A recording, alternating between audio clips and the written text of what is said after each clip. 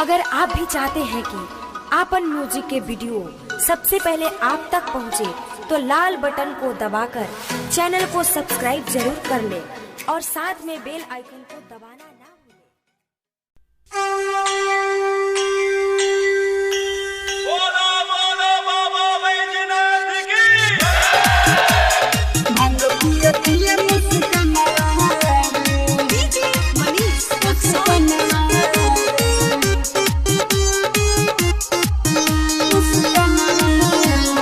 देखी के हरन बट मन महरे भांग पियतिया मुस्कान मारे। देखी के हरन बट मन महरे गाजा पियतिया मुस्कान मारे।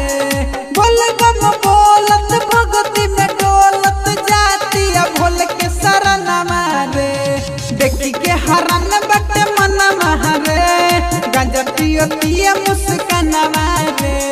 देखी के हरन बट मन महरे भांग पियतिया मुस्कान मारे।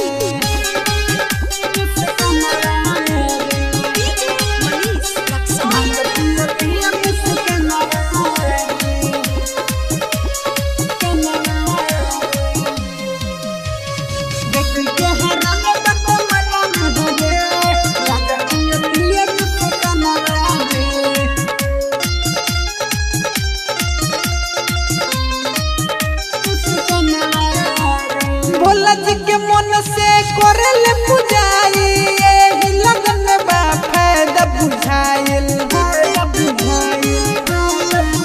ये हो भोला जी के मन से करल पुजाई एही लगन बा फायदा बुझाइल। शिव जी में बसल प्राण महरे भांग पियतिया मुस्कान मारे। देखी के हरन बट मन महरे गांजा पियतिया मुस्कान मारे। भांग पियतिया मुस्कान मारे।